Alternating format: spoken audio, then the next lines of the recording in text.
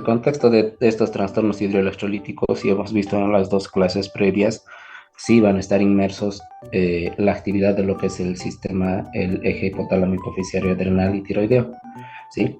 Y vamos a ver que también hay una gran implicancia en lo que es la distribución hídrica y la presión osmótica para hablar de este tipo de trastornos, ¿sí? Entonces tenemos que tomar eso en cuenta para poder orientarnos más hacia lo que es este tipo de entidades que son bastante frecuentes en los servicios de emergencias, ¿sí? Entonces, ¿qué es lo que nosotros tenemos que empezar viendo? Vamos a empezar hablando del sodio, ¿sí? Las disnatremias. Las disnatremias van a ser catalogadas como el hipo o la hipernatremia.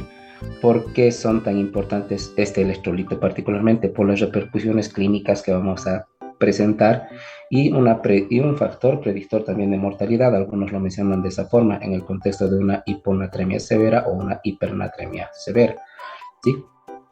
Pero tenemos que tomar en cuenta que el principal tratamiento siempre va a ser la causa de la enfermedad desencadenante, ¿sí? Entonces, para hablar de estas disnatremias, tenemos que ver que siempre que esto va a ser el reflejo de un desequilibrio hidroelectrolítico, ¿sí? Que van asociados el líquido con los electrolitos o las alteraciones de la concentración del sodio. Y en eso sacamos nosotros lo que es la osmolaridad plasmática en el contexto del agua corporal total que tiene el paciente, ¿sí? Entonces, nuevamente aclaramos que estos van a ser regulados por el eje hipotálamo hipoficiario con la estimulación de la secreción de la hormona antidiurética y los centros de la sed a nivel del hipotálamo, ¿no? Para tratar de mantener una homeostasis y una concentración de sodio normal, ¿sí? Entonces, esas son las cosas que nosotros tenemos que ver.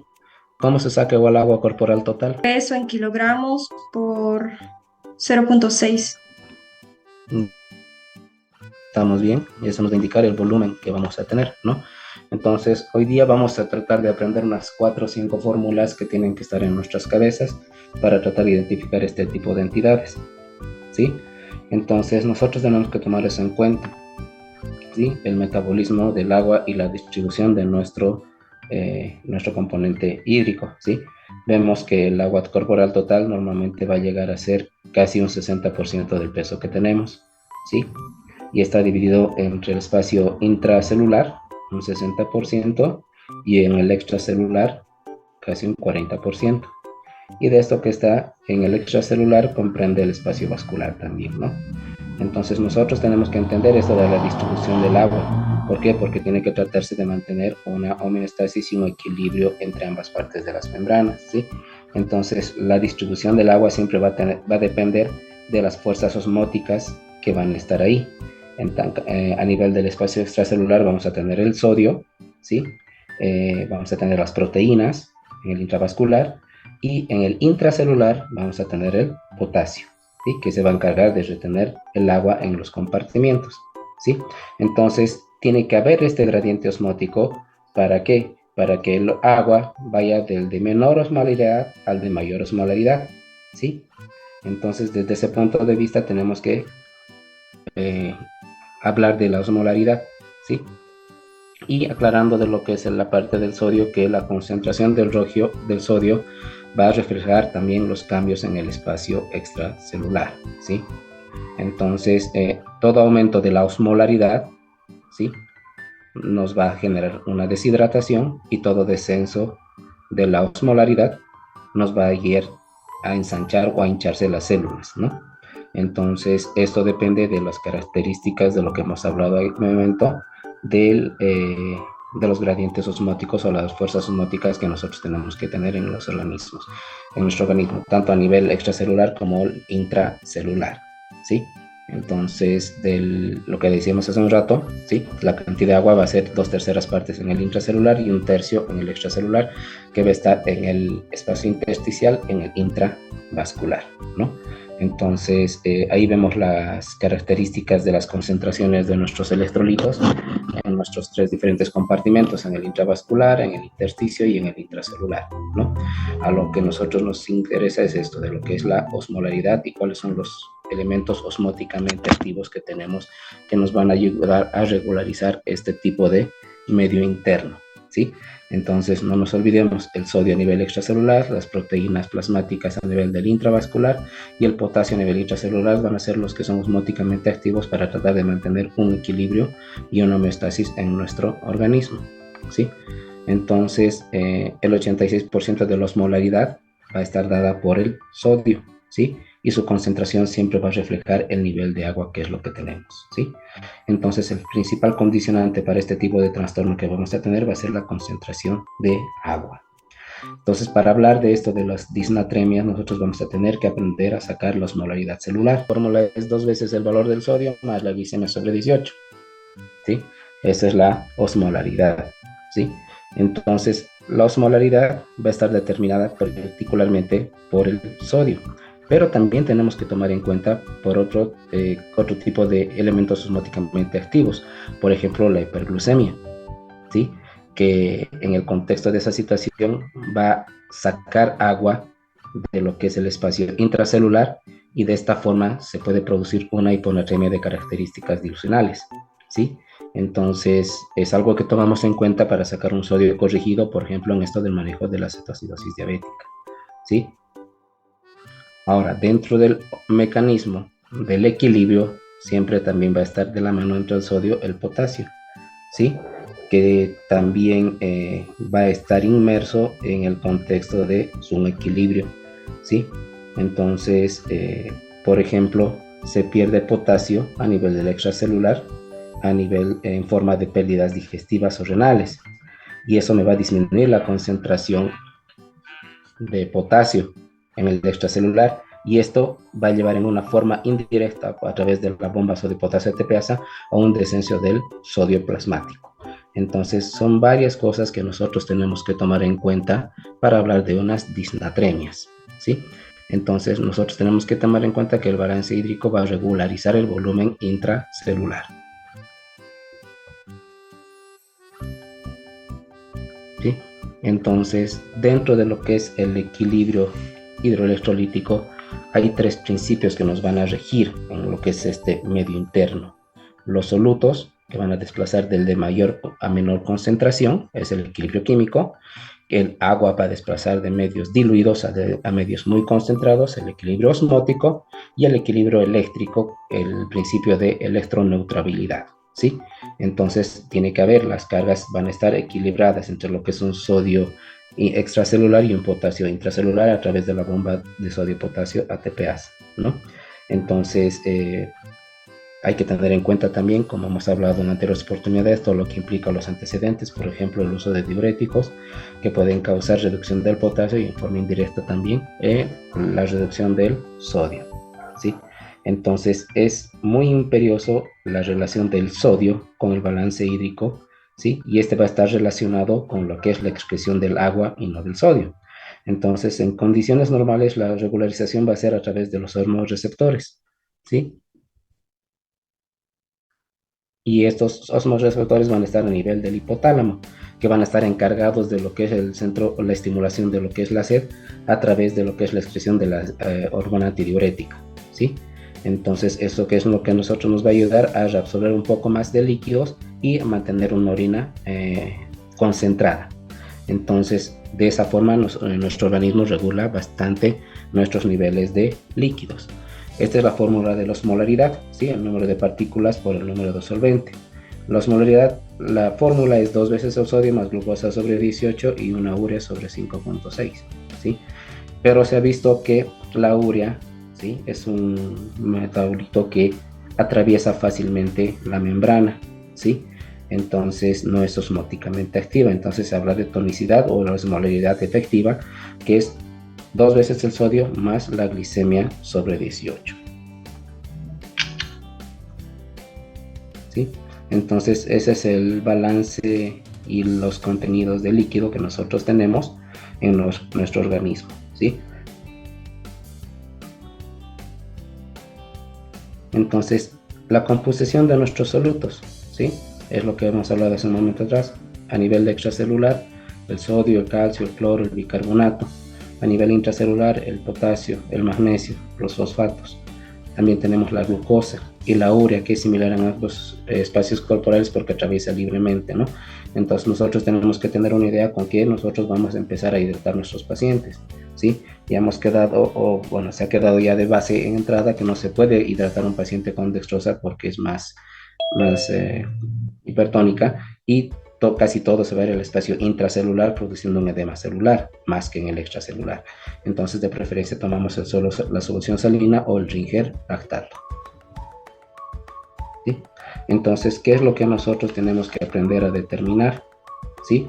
El equilibrio, las alteraciones, el déficit de volumen, si es agudo, si es crónico, si tiene signos o sintomatología neurológica. Una diapositiva interesante entre lo que son las proteínas que no atraviesan la pared vascular por presión osmótica, pero siempre va a haber una hemostasis porque va a haber un paso del líquido libre a través de la membrana semipermeable para que pase el líquido de alta concentración a baja concentración y sea más equilibrado esto.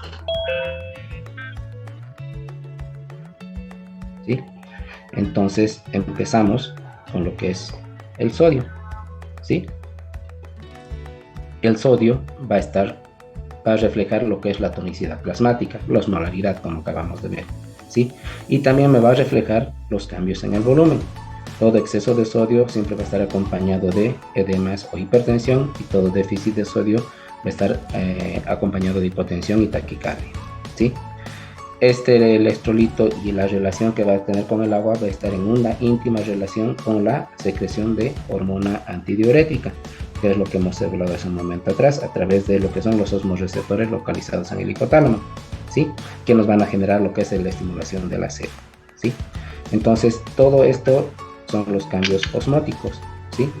Que son mucho más sensibles a los cambios en el componente en la cantidad de líquido que tenemos, son mucho más rápidos, ¿sí?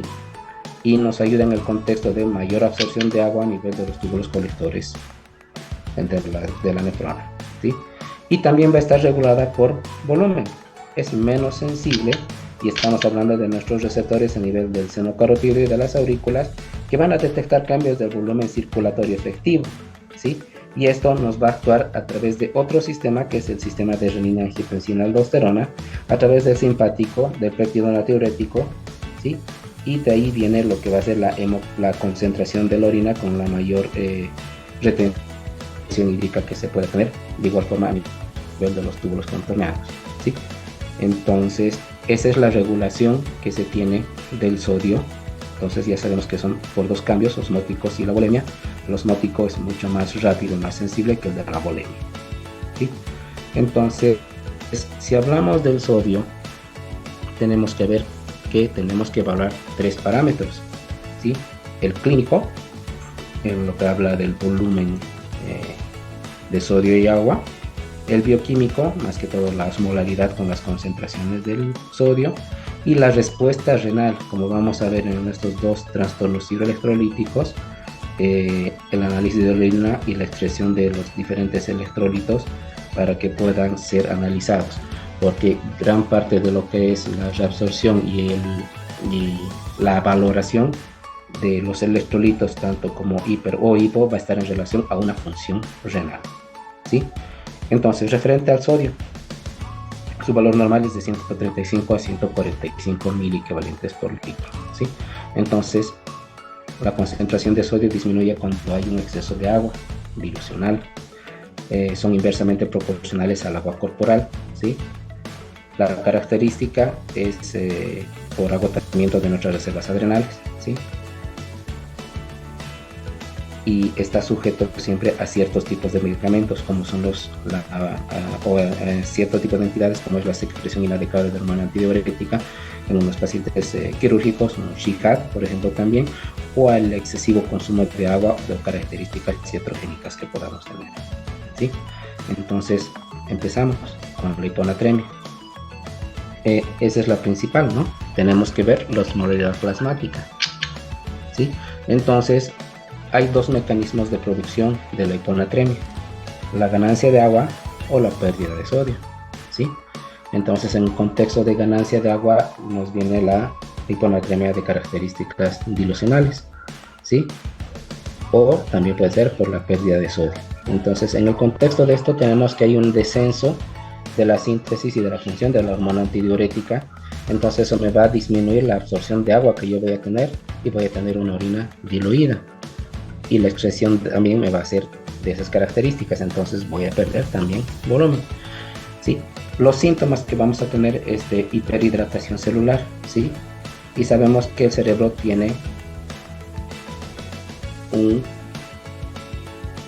se adapta a ciertos cambios en forma no aguda, ¿sí? Pero tenemos que tener en cuenta que el edema progresivo que se puede producir ahí puede llegar al enclavamiento, ¿sí? A través del agujero oval, ¿sí? A través del occipucio. Entonces, las hiponatremias hay que tenerlas con mucho cuidado. El cerebro se adapta hasta las 48 horas, entonces nosotros tenemos que ver el contexto de la situación del paciente y preguntar el tiempo de evolución antes de ver cualquier tipo de corrección o hacer los cálculos, que es lo que vamos a hacer ahora, ¿sí? Entonces la sintomatología va a depender de dos cosas, del nivel de instauración y del nivel de la hiponatremia, ¿sí? A nivel de la velocidad de instauración vamos a ver que es aguda, menos de 48 horas, que normalmente es la sintomática, y la crónica más de 48 horas, que no da mucha sintomatología. Entre las manifestaciones más frecuentes que tenemos está la dinamia, la pérdida de la memoria, alteraciones de la marcha, cefalea, agitación, inquietud, desorientación, que puede progresar a los que son convulsiones y estado de coma. Y a nivel musculoesquelético, fatigas y calambres, ¿sí? Entonces, las hiponatremias normalmente es frecuente, ¿sí? Muchos desarrollan hiponatremia en el contexto de cargas volumétricas, en el contexto de expansiones cristaloides, ¿sí? Entonces tenemos que tomar en cuenta que el organismo siempre responde a la disminución de la osmolaridad plasmática, que es lo que va a hacer descender la secreción y la síntesis de hormona antidiurética para disminuir la absorción de agua en los túbulos correctores y producir la orina diluida, ¿sí? Entonces la hiponatremia siempre va a ser reflejada por la osmolaridad plasmática, ¿sí? Entonces, dentro de las causas de la hiponatremia, ¿sí? Podemos ver la depresión de volumen. Eso se nos puede ver por pérdida del volumen a nivel extracelular, como las pérdidas gastrointestinales, renales, cutáneas o estos estados de retención de tercer espacio, ¿sí? Entonces estos nos generan hiponatremia porque hay aumento de la secreción de la hormona antidiurética, ya empieza a aumentar la reabsorción de sodio, ¿sí? Y de potasio a nivel proximal y retención de agua, ¿sí? Y eso me traduce en un sodio urinario porque se ha sobrido menor a lo que son los 25 milicavalentes por litro, que es lo que se espera, ¿sí? Los sodiodiuréticos, ¿sí? Normalmente que me van a producir depresión del volumen, pérdida de potasio, inhibición de lo que es la orina diluida, ¿sí?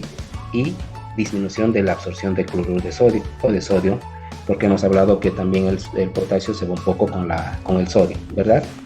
La insuficiencia renal, como particularmente con enfermedad progresiva, ¿sí? Porque ya pierde la capacidad de disminuir o aumentar la osmolaridad urinaria, de mantener el equilibrio.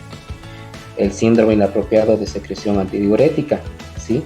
Son una variedad amplia de trastornos que se va a caracterizar más que todo por una hiponatremia hiposmolar, ¿sí? Con una osmolaridad urinaria alta y un sodio urinario mayor a los 40, ¿sí? Pero en un paciente con función renal normal y que esté normohidratado, ¿sí?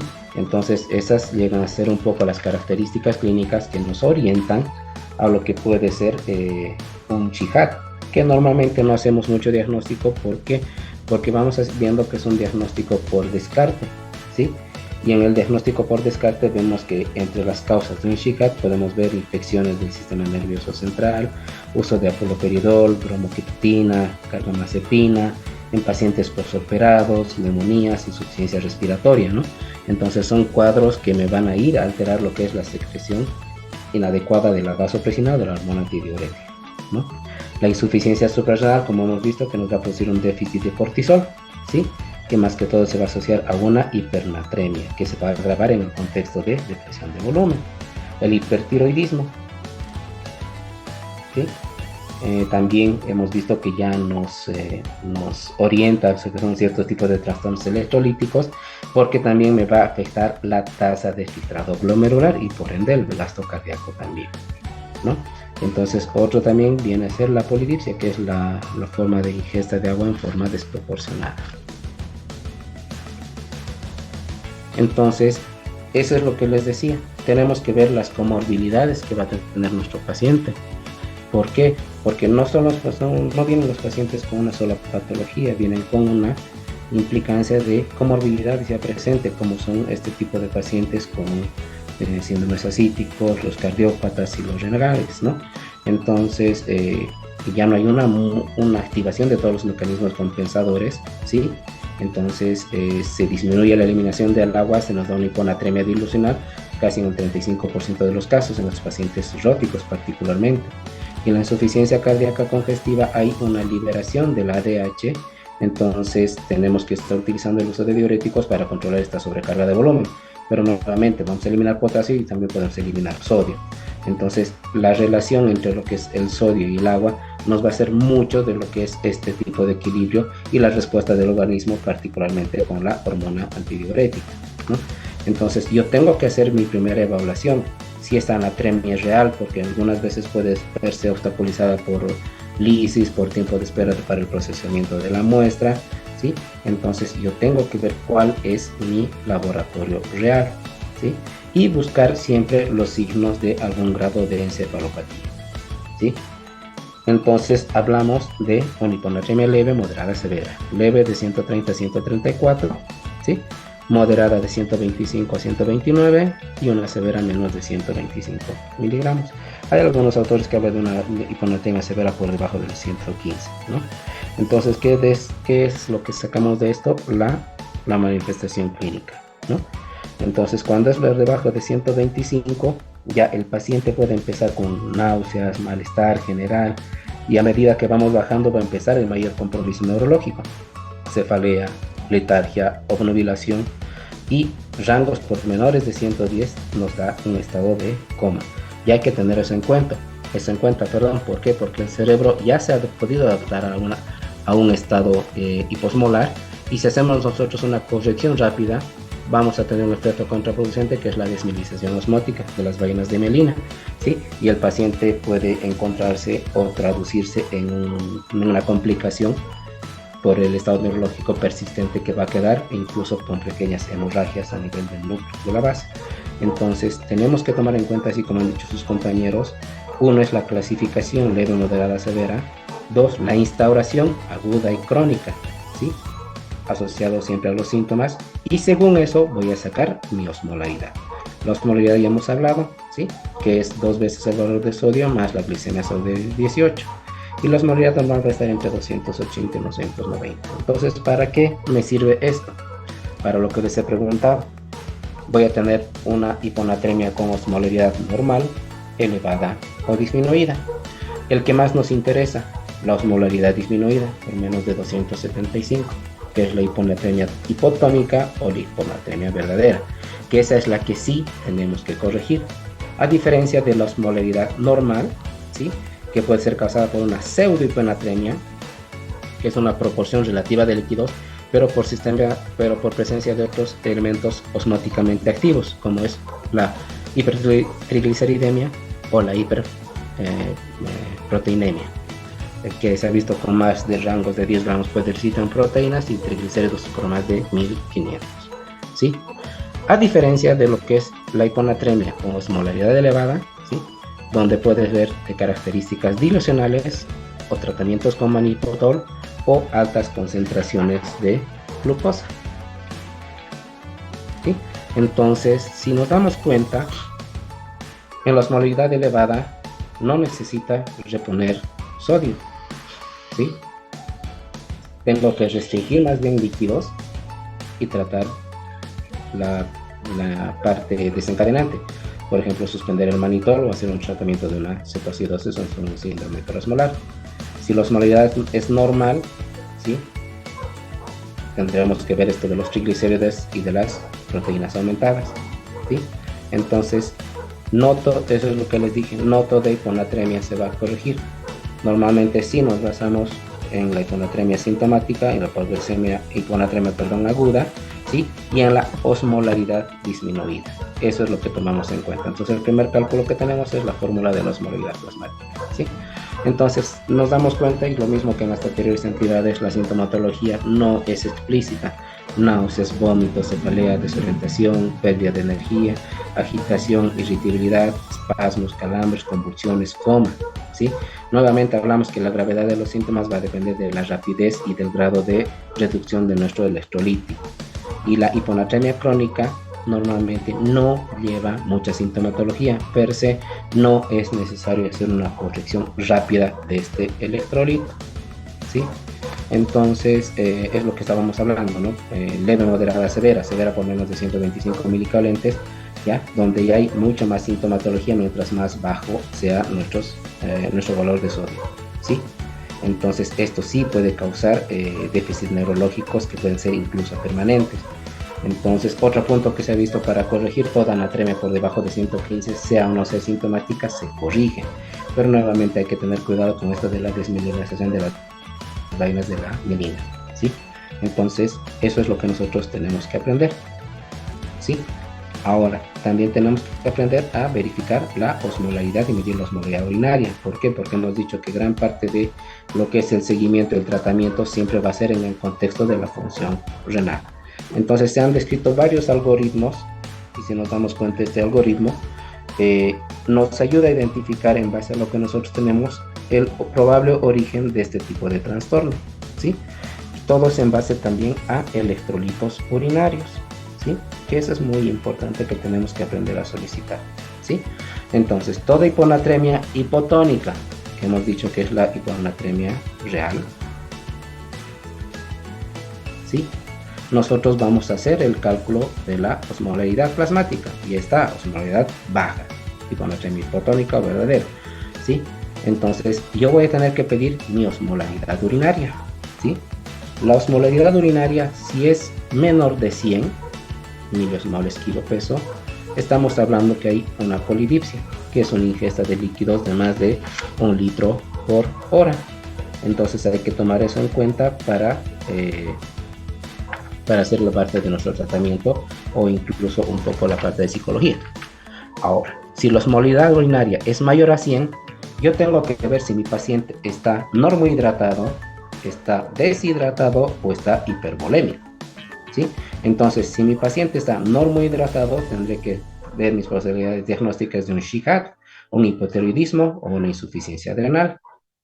Ahora, si el paciente está deshidratado con un nivel de volumen extracelular disminuido, yo tengo que pedir mis electrolitos urinarios. Si el electrolito urinario es mayor a 20, significa que está perdiendo a través de la orina, síndrome perdedor de sal, déficit de aldosterona y uso de diuréticos. Pero si el sodio urinario es por debajo de 20, me va a dar a entender que las pérdidas que estoy teniendo son extrarrenales, a través del tracto intestinal, náuseas, vómitos, quemaduras, tercer espacio, ¿sí? Ahora, de la misma forma, si mi paciente tiene un volumen extracelular elevado, está congestivo, si tengo un sodio urinario elevado, puede estar hablando de una insuficiencia renal. Y si el sodio urinario está disminuido, estamos hablando de extrarrenal, insuficiencia cardíaca, cirrosis hepática y un síndrome nefrótico. Entonces, esto nos ayuda un poco a tratar de sacar la etiología, ¿sí?, de lo que es este tipo de trastorno. Es la misma, diferente, pero llegamos a lo mismo, ¿sí? Entonces nos damos cuenta que sí tenemos que medir la osmolaridad plasmática, medir la osmolaridad urinaria y pedir nuestros electrolitos urinarios para hacer un estudio adecuado de este tipo de trastorno, que son las disnatremias, ¿sí? Entonces, dentro de lo que es el diagnóstico, necesito saber también antecedentes, ¿sí?, patología previa y lo que es la enfermedad actual, acompañado nuevamente de un examen físico y de los estudios laboratoriales que nosotros podamos tener, ¿sí?, para hablar de que si el paciente está hemoconcentrado, no está hemoconcentrado, si estoy hablando de que tiene una polidipsia, si es una pseudohipernatremia. Entonces son cosas que nosotros tenemos que tomar en cuenta para tratar de identificar la causa y poder dar un tratamiento en forma adecuada, ¿sí? Entonces, Aquí está otra diapositiva, y una hiponatremia hipotónica. Tengo que ver si está volémico, hipervolémico.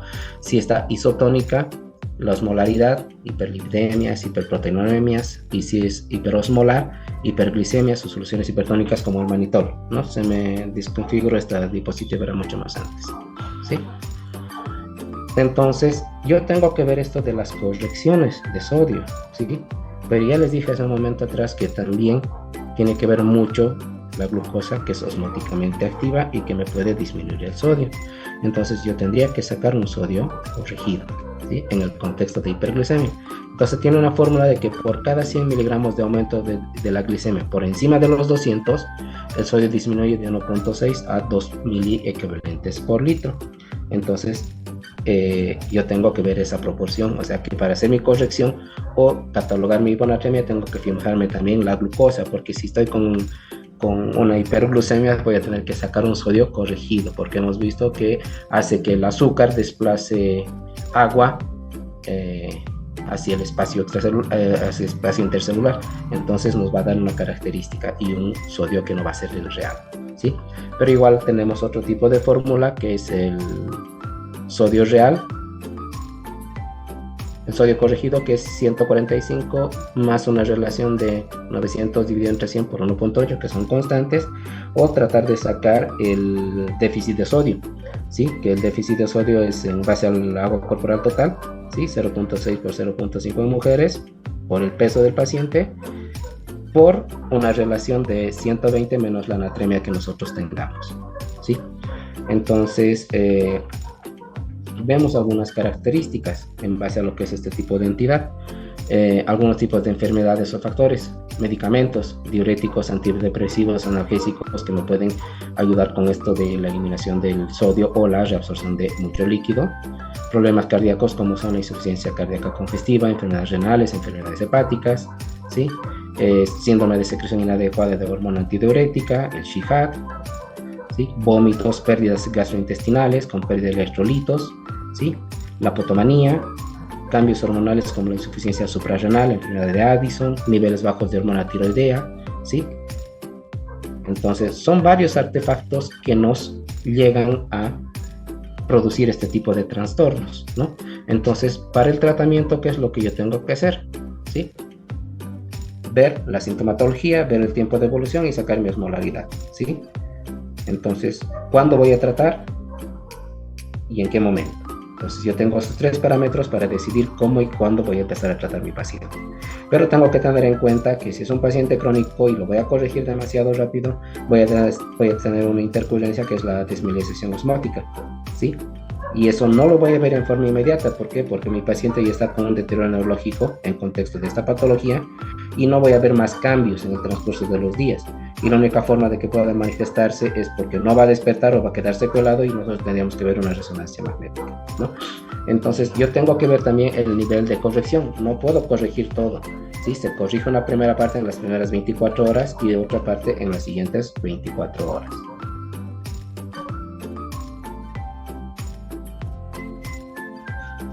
Tenemos que aprender a individualizar el tratamiento, no es receta y tenemos que ver las características del paciente, ¿sí? Por eso les decía en principio, no toda hiponatremia se corrige, ¿sí?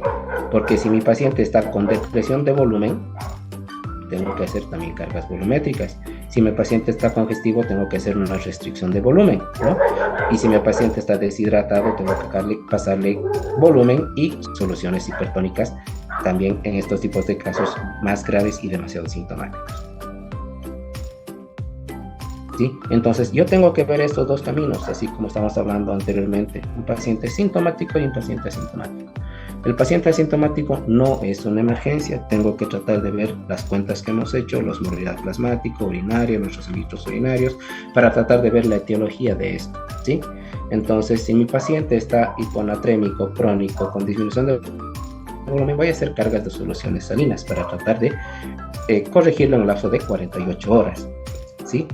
Entonces yo tengo que ver si mi paciente tiene disminución de volumen circulante, entonces voy a estar pensando en insuficiencia cardíaca, un hepatopata crónico, un nefrótico, un paciente con restricción hídrica, con toma de diuréticos.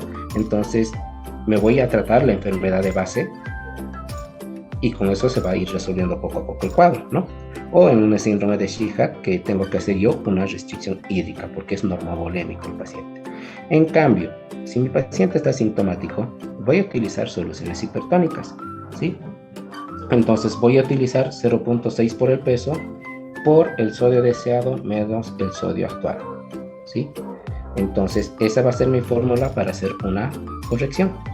Entonces el tratamiento va a depender siempre de la rapidez y de la gravedad del cuadro. Y nosotros vamos a hacer soluciones hipertónicas. Puedo hacer una solución hipertónica en 500 o pequeños bolos, ¿sí? Pero el objetivo de la reposición siempre va a ser el control laboratorial. ¿Por qué? Porque está establecido por normas que no puedo elevar más de 10 a 12 milicavalentes por 24 horas a riesgo de realizar o padecer una desmelinización osmótica, ¿sí? Entonces nosotros podemos hacer la corrección con un cloruro de sodio al 3% que tienen una equivalencia de 513 milicavalentes de sodio, ¿sí?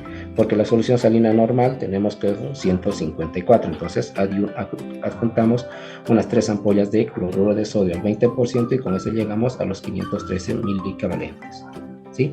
Entonces lo que estábamos hablando hace un momento atrás del Shihad, ¿sí? El Shihad va a ser una hiponatremia con una osmolaridad urinaria mayor a 40, hipotónica con una osmolaridad urinaria mayor a 100, que está normovolémico, ¿sí? Y descartando alteración de la función renal y tiroidea. Es por esa razón que lamentablemente mucho diagnóstico de emergencia de Shihad no la tenemos. ¿Por qué? Porque no hacemos mucho de este tipo de laboratorios que creo que ya es hora de empezarlo a hacer para tener mejores resultados y estudios y diagnósticos de nuestros pacientes. Dentro de las causas normalmente que se va a producir son las neoplasias, tumores postquirúrgicos, antineoplásicos o patología tumoral.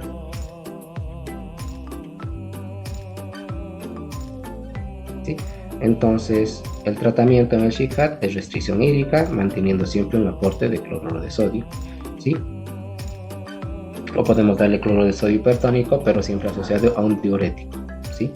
Entonces, la restricción hídrica no es que le vamos a dejar en ayuno total, ¿no? Eso tiene que tomarse en cuenta, ¿sí?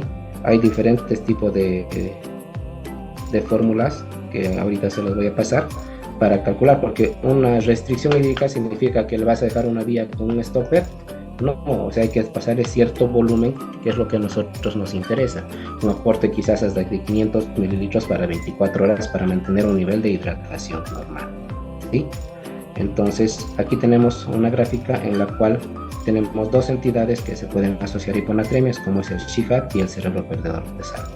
Entonces, hay una diferencia entre ambas partes. Por ejemplo, el Shihad tiene una diuresis menor a 1 kilo peso hora y el cerebro perdedor de sal tiene una diuresis más de 3 mililitros kilo peso hora, ¿sí? Otra diferencia es que la osmolaridad urinaria en el Shihad es mucho más alta que en el cerebro perdedor de sal, ¿sí? Entonces esto nos ayuda a tratar de entender esto. ¿Por qué? Porque el cerebro perdedor de sal secundario a una cirugía neurológica, por ejemplo, se va a deshidratar bastante, va a estar hiponatremio hipotónico. Entonces este tipo de pacientes hay que hacerle el cálculo del sodio urinario que va perdiendo en 24 horas y hacer la reposición en este sentido. Entonces todo paciente, o sea, todo lo que ha perdido en la orina 24 horas, lo voy a cargar para mi siguiente día para que tenga una perfusión y una infusión tanto de soluciones como de sodio, ¿sí? Hasta que se resuelva el cuadro o nosotros podamos hacer los análisis de laboratorios correspondientes, ¿sí? Entonces, en todo paciente neuroquirúrgico que empiece a ponerse bastante poliúrico, podemos tratar de entender esta idea como un síndrome cerebro perdedor de sal, ¿sí? Entonces, a tomarlo en cuenta, no es muy frecuente, solamente, si no me equivoco, puede haber 2 casos, y no aquí, en el exterior, donde sí el nivel de deshidratación es bastante severo y es mucho riesgo para el cerebro postquirúrgico, ¿sí? Entonces, lo que estábamos hablando, yo tengo que tener un control de la velocidad de corrección de mis electrolitos. Yo tengo que ver mis manifestaciones clínicas y el riesgo de sobrecarga de volumen que le puede estar pasando, ¿sí? Ahora, si es que voy a corregir demasiado rápido, voy a producir una desmineralización osmótica, un empeoramiento del cuadro, ¿sí? Ya les dije hace rato que va a ser medio ni. ¿Por qué? Porque ya mi paciente ya tiene una alteración neurológica per se a través de la hipernatremia, ¿sí? Quizás no podamos encontrar este tipo de complicaciones en agudo, pero sí me va a confirmar una resonancia magnética nuclear, ¿sí? Entonces, eso lo podemos hacer a los 7 días. ¿Por qué? Porque mi paciente va a seguir deteriorado neurológicamente a pesar de haber corregido el sodio.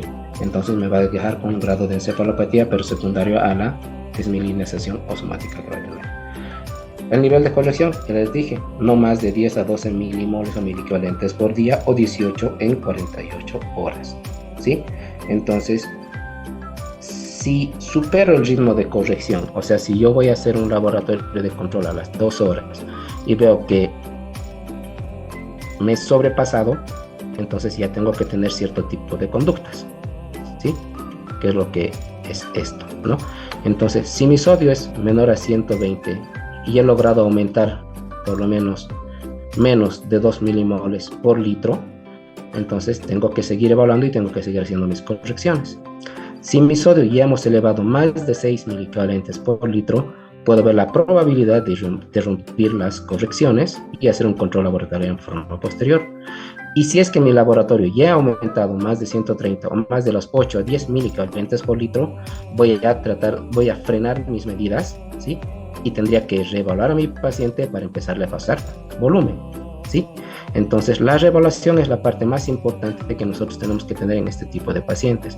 Es por esa razón o que utilizamos una solución hipertónica de 500 y vamos haciendo bolos de 100, de 100, de 100, o hacemos soluciones hipertónicas pequeñas, en volúmenes cortos, para que nosotros no podamos tener la probabilidad de que un suero se abra y se nos esté corrigiendo demasiado rápido nuestro paciente, ¿sí?